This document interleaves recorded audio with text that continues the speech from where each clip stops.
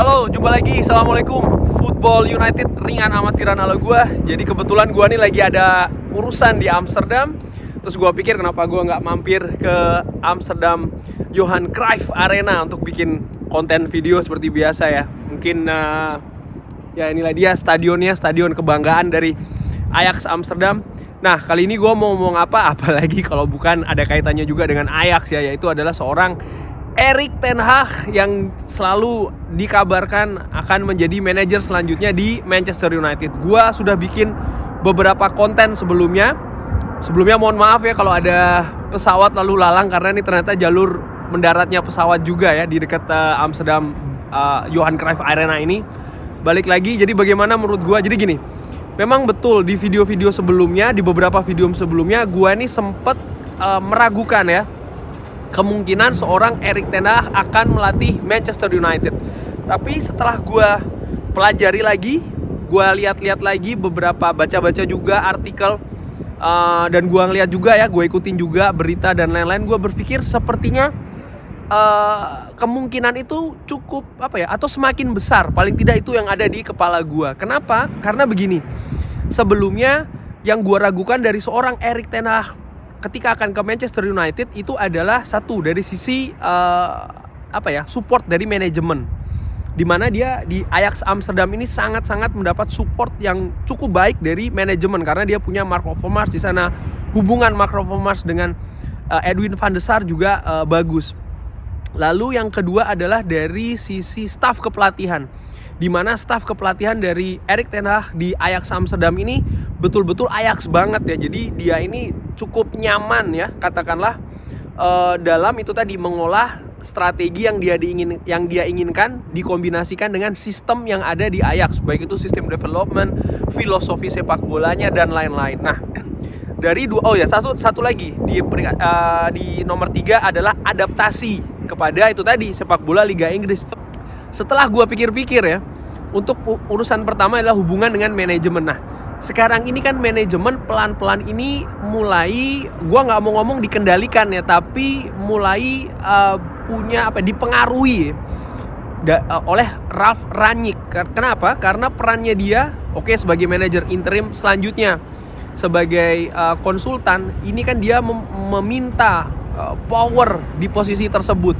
Dia ini orang yang sangat suka untuk melakukan kontrol ya, atau kontrol freak kepada itu tadi hal-hal yang mensupport pekerjaan dirinya dia. Nah, sekarang gue lihat Ralf Rangnick ini akan selama 6 bulan ya sebagai interim, 6,5 bulan lah katakanlah, lalu 2 tahun sebagai konsultan. Tahun depan ketika tahun 2022 bulan Mei dia akan selesai rencananya kan sebagai interim, lalu 2 tahun, maka sampai 2024 dia akan berada di board management sebagai konsultan. Itu rencananya. Yang menarik kalau gue lihat, kontrak dari seorang Erik ten Hag ini akan berakhir tahun 2023 di Ajax Amsterdam. Artinya apa?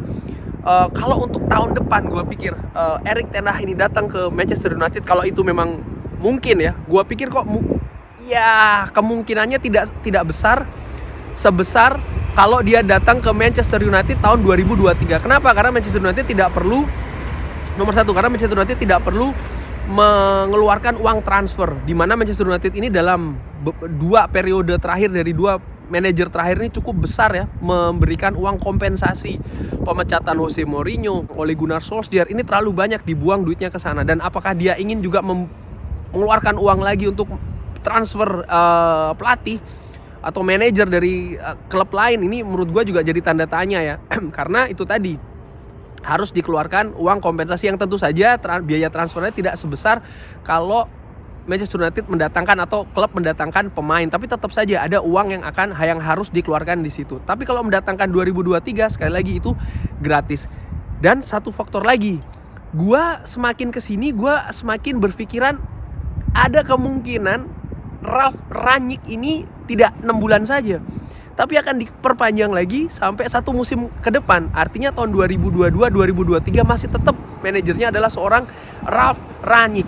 Dan kalau betul skemanya, maka baru tahun 2023-2024 dia akan naik sebagai konsultan dan dilanjutkan oleh seorang Erik ten Hag.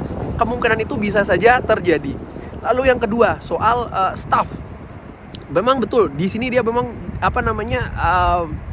disupport oleh hampir 100% ya, staffnya dia tuh betul-betul Ajax banget. Nah, yang menarik adalah ini di satu sisi juga membuktikan bahwasannya Erik ten Hag itu bisa bekerja sama dengan staff yang berbeda-beda. Ketika dia melatih FC Utrecht, staffnya berbeda juga kan dengan yang ketika dia melatih atau menjadi manajer di Ajax Amsterdam. Sorry agak berisik ya, ada kontainer lewat. Ini nggak gue edit sama sekali, gue biarin aja. Nah, ketika dia datang ke Manchester United, ya bisa jadi ini salah satu strong point dari seorang Erik ten Hag, dimana dia tuh tadi ya bisa bekerja dengan banyak orang, artinya dia fleksibel. Walaupun kalau gue lihat campur tangan dari seorang Rangnick ini juga akan kuat, dimana sekarang ini kan staff dari kepelatihan Manchester United, staff kepelatihan dari seorang Ralf Rangnick ini kan juga mulai disusun ulang lagi ya, dengan merekrut orang-orang baru.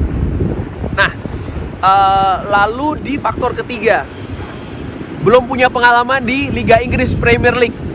Sorry, ini lagi agak berisik karena stadionnya ini di sebelahnya ada stasiun kereta api. Ini kebetulan ada kereta kereta barang. Tapi mudah-mudahan suara gue masih kedengeran ya. Nah, balik lagi soal masalah adaptasi di Liga Inggris. Erik ten Hag fasih berbahasa Inggris.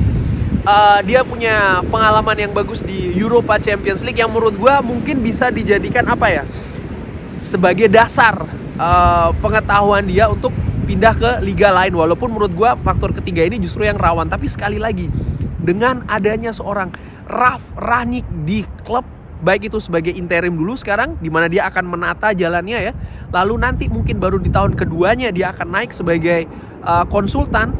Kalau seandainya Erik ten Hag ini jadi datang ke Manchester United, ini tentunya akan sangat-sangat menarik ya.